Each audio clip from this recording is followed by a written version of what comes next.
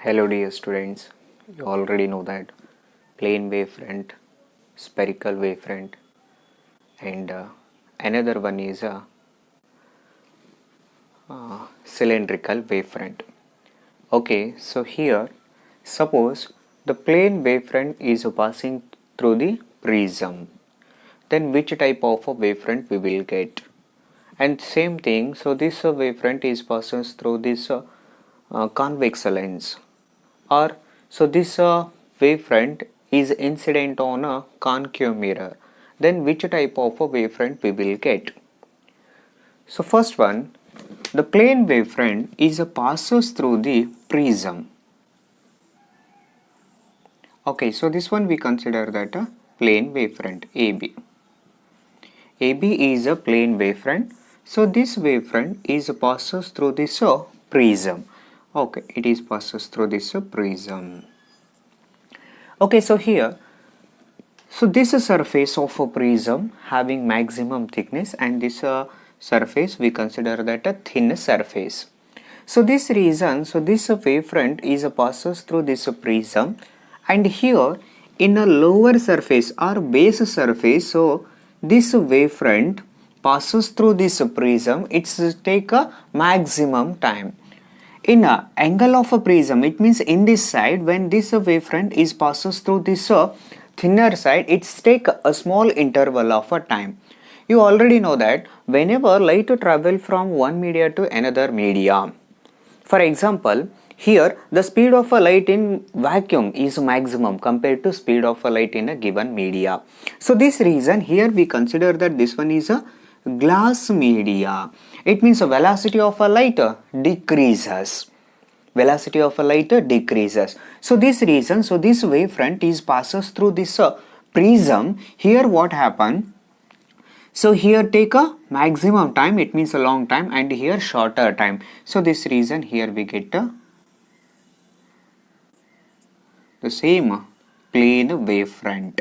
So this one is B dash and this one is A dash, but here a small interval of a time, so this wavefront is easily passes through this prism, and here take a maximum time because the thickness of a prism is maximum, or thickness of a glass is maximum. The same way here we consider that a convex lens. Okay, so this portion of a convex lens is thicker and this portion is thinner. Suppose a plane wavefront is passes through this convex lens. Suppose AB is passes through convex lens. So this one is a plane wavefront. Okay, so here edge, suppose, so this one is A dash and B dash. Okay, so edge A dash and B dash is small compared to this center portion of a convex lens. So this reason in a center portion, so this wavefront is travel maximum time interval at a thinner side. So here minimum time interval. So this reason when this wavefront, plane wavefront is passes through this lens, then what happen?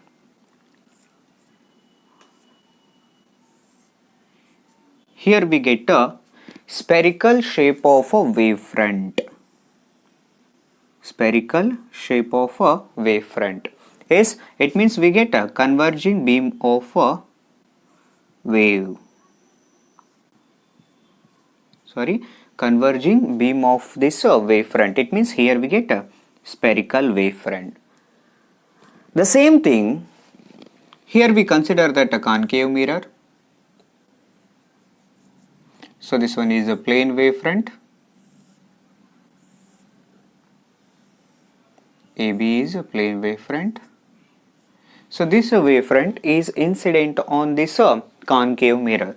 Then what happens? So here, so these light rays are reflected, and here these light rays, suppose here we consider that these light rays are reflected. Okay, so here the time taken, suppose here we consider that, okay, suppose aperture, suppose within time t is equal to 0 and here t is equal to 0, At a zero interval of a time, these two edge of a plane wavefront is incident on this concave mirror. And here, so here we will consider that a small interval of a time, so this one is a t.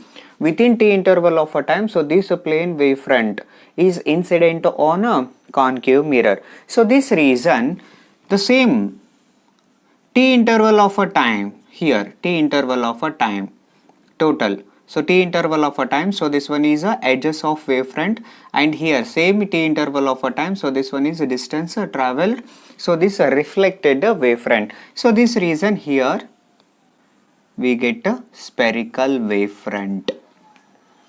Yes, when a light ray passes through this prism, here we get a plane wavefront. When light passes through this convex lens, and here we get a spherical wavefront. When light rays is incident, it means a plane wavefront is incident on this concave mirror. Here also we get a spherical wavefront.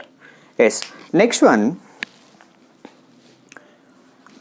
Here, next concept, we consider that Doppler effect. So Doppler effect, it means it is apparent change in frequency or wavelength of a light. Apparent change in frequency or a wavelength of a light due to the relative motion between source and observer. Okay, so here we consider that next concept is a Doppler effect.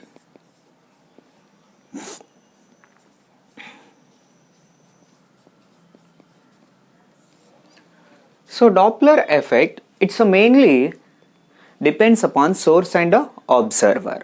For example, here we consider that observer, and here we consider that a source. For example, we consider that a source, here we consider that a light source.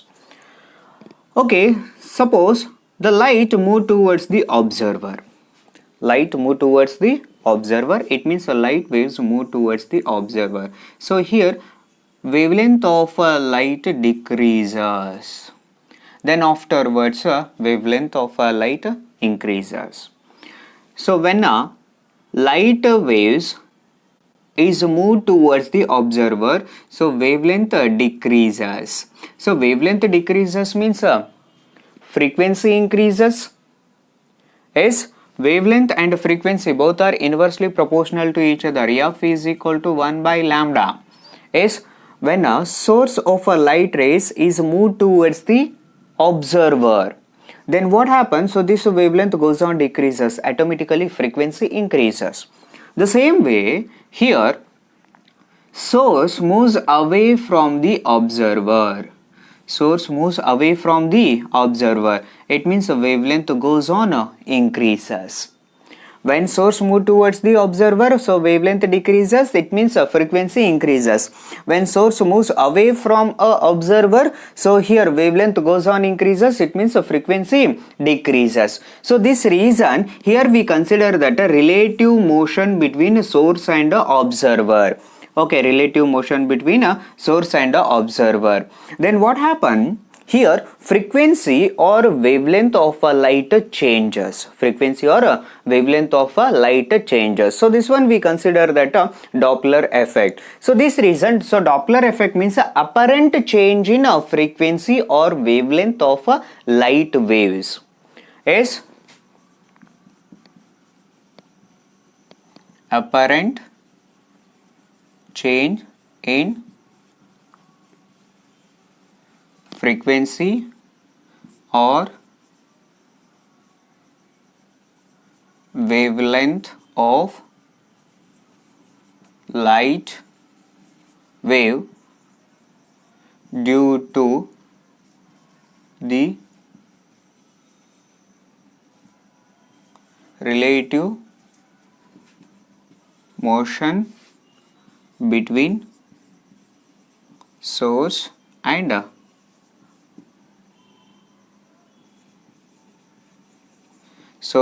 observer.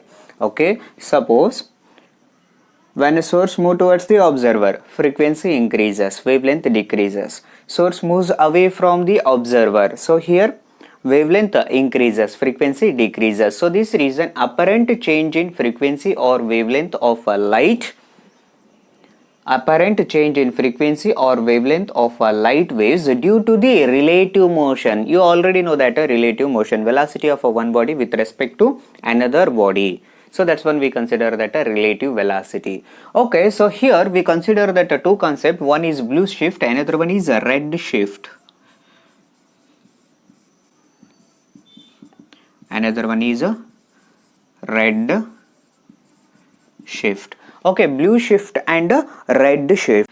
In a red shift, what happens? Suppose here we consider that observer. So source moves away from the observer. When source moves away from the observer, then what happens? So wavelength of a light goes on increases. So lambda value goes on increases. So this reason the light ray shifted shorter wavelength to longer wavelength. Shorter wavelength to longer wavelength. It means, so here the light shifted in a red region of a spectrum. Red region of a spectrum. So this reason, so this one we consider that a red shift. Another one is a blue shift. So blue shift means a source move towards the observer. Source move towards the observer. When source move towards the observer, it means a wavelength goes on decreases. It means when source move towards the observer, the longer wavelength shifted to shorter wavelength. Longer wavelength shifted to shorter wavelength. So this reason here in a spectrum, so here the light shifted to bluish. So this reason, so this one we consider that a blue shift. Here shorter wavelength shifted to longer wavelength, and here longer wavelength shifted to shorter wavelength. When light moves away from the observer, so shorter wavelength shifted to longer wavelength. When the source moved towards the observer or light moved towards the observer, so here longer wavelength shifted to shorter wavelengths. So this one is a red shift and this one is a blue shift. Why this one is a red shift? So red having a maximum wavelength. The red color light having maximum wavelength, and here so blue color having a shorter wavelength. So this reason longer wavelength shifted to shorter wavelength. So this one is a blue shift, and shorter wavelength shifted to longer wavelength. So this one is a red.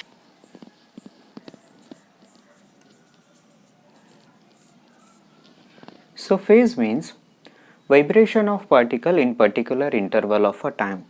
For example, here we consider that this one is a wave. Yes. So here we consider that a wave.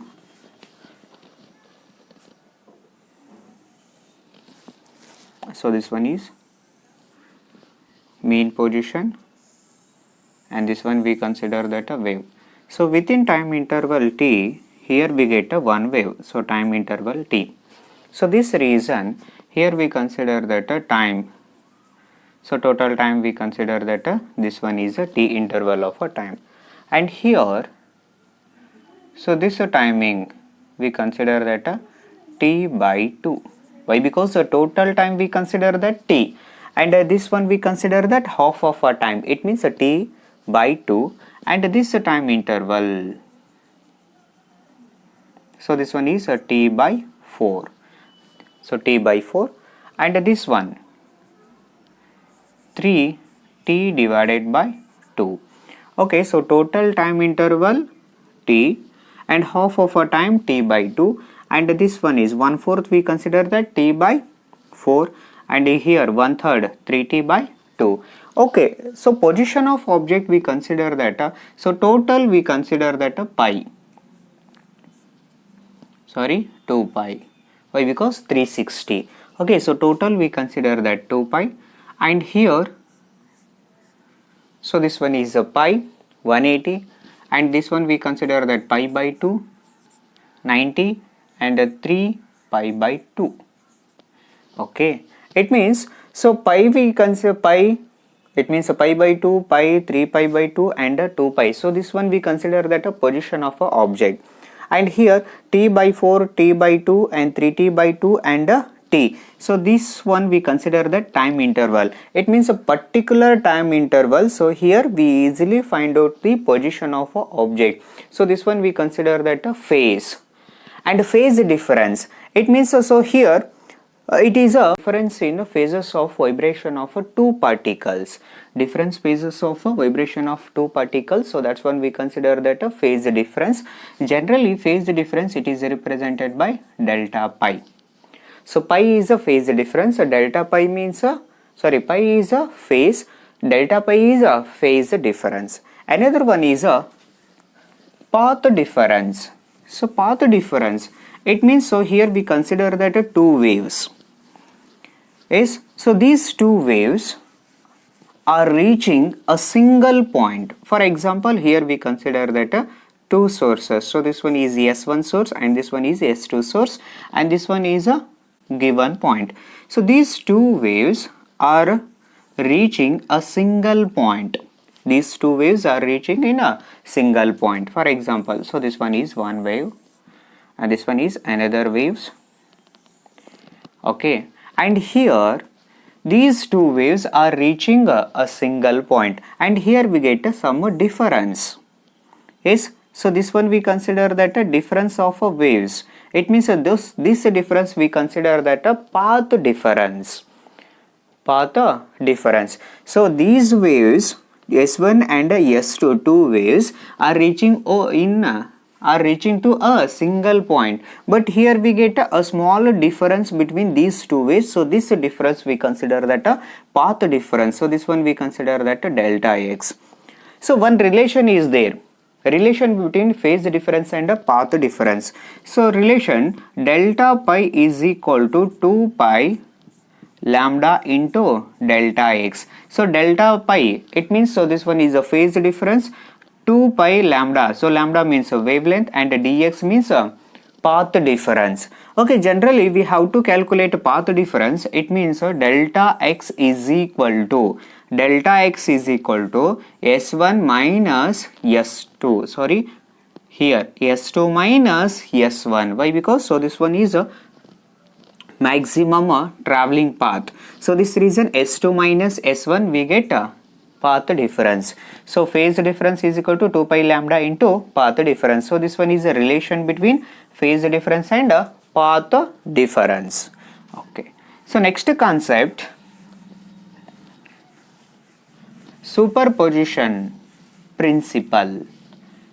Superposition principle. So these are all basic concepts.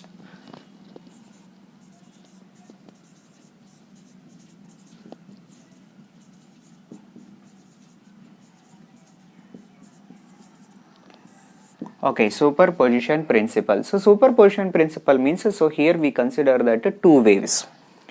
Suppose, so this one is a one wave. Okay, so this wave we consider that a y1.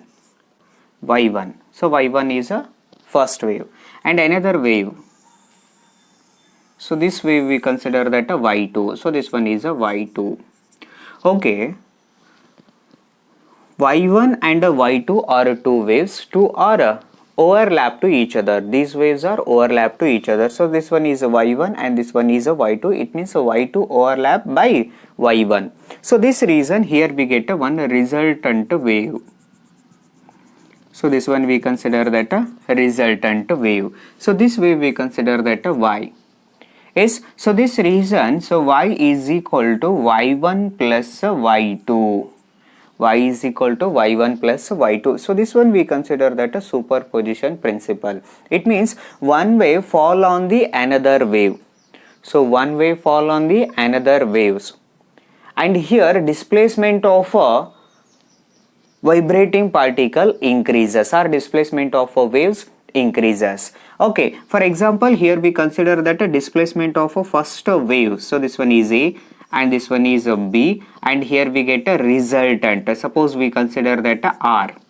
Yes, so this reason, so resultant wave R, it means a displacement of resultant wave R is equal to displacement of first wave and a displacement of second waves. It means so this resultant displacement increases. So when resultant displacement increases, it means energy of waves is also increases.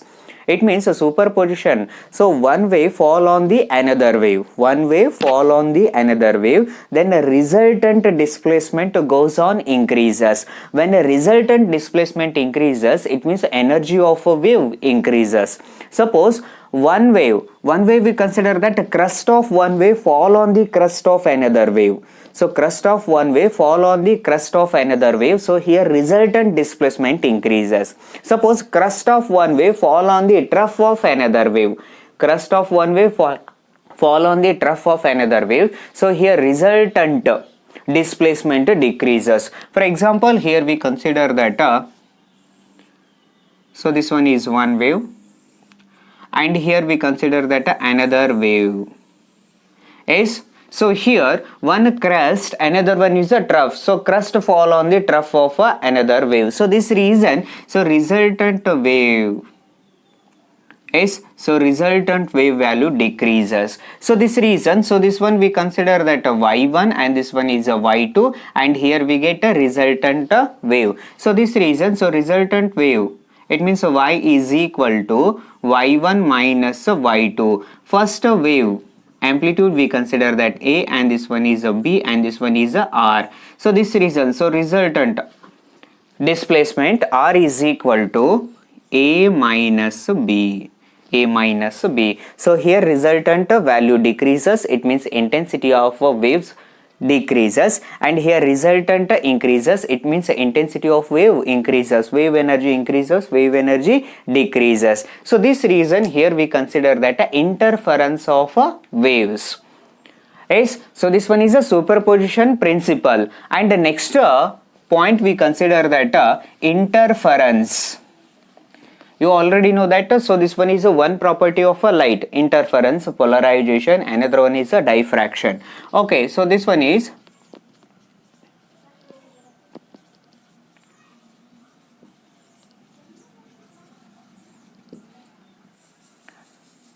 so interference of a light. So interference of light means it is a phenomenon of a redistribution of a light energy. It is a phenomenon of redistribution of light energy when waves are superimposed. When waves are superimposed, so here resultant displacement increases. It means intensity of waves increases. It means energy of waves increases. So this reason interference means it is a phenomenon of redistribution of light energy. It is a phenomenon of a redistribution of light energy when two or more waves are superimposed. So that's when we consider that interference. It means two or more waves are superimposed. So here the energy of light increases. So this reason the phenomenon of redistribution of energy. Redistribution of energy. When redistribution of energy we will get when two or more waves are superimposed. So here we get energy of light increases. So this reason, so interference means it is a phenomenon of a redistribution of light energy when two or more waves are superimposed. Okay, so here main two conditions are there. One is constructive interference, another one is a destructive interference. So first one is a constructive interference.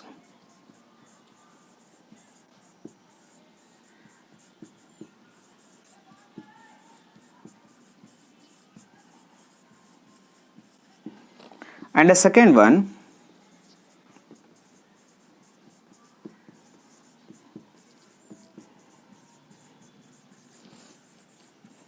okay, so first one is a constructive interference and second one is a destructive interference. So constructive interference means a crest fall on the crest, then resultant displacement increases. It means energy of a light increases.